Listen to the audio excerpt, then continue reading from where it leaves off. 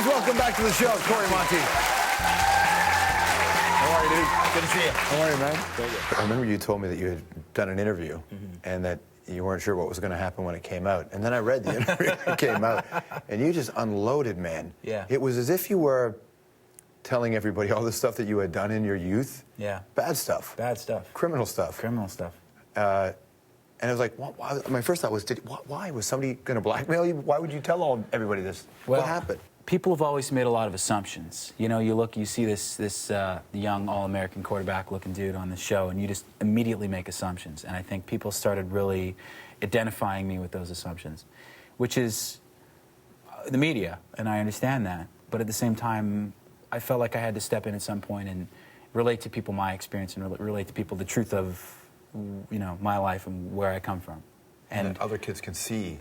That's the other thing is, you know, if I can, through my experience, shed light on the way out of a difficult situation that I know many kids are experiencing, you know, just like I did when I was a teenager. I mean, that's huge.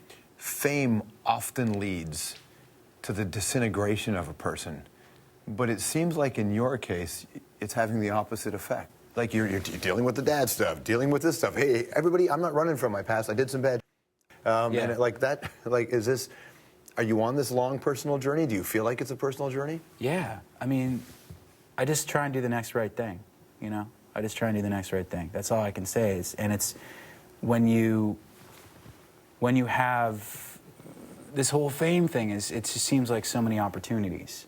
I see it as so many opportunities, and there are many opportunities to do the next wrong thing.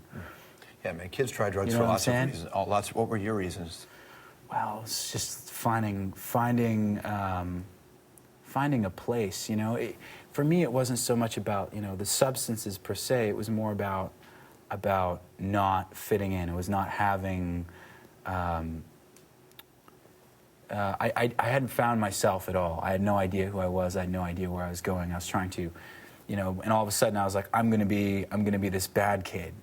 And other kids are going to be like, oh, he's the bad kid, and so he's cool, and so they'll want to hang out with me. Do you know what I'm saying? Did you see another guy in the neighborhood? Was it a guy in a movie? Like, how did you cobble that together? Exactly. It was just influences from watching people around me, you know? And it was just a lack of not really having a self-image at the time. Is it a struggle to stay on that path, to stay clean, to stay in that road? No, man. You mean now? Yeah. No, it's like I just redouble my efforts on what I'm doing. So what I'm trying to do now with this whole, you know, I had a hard time thing, and my evolution out of that came a little later, you know, 1920 or so, but is to kind of impart to people struggling with the same stuff that, like, you know, find something that inspires you, find something that you can get excited about, and that will become your new direction. You know what I'm saying?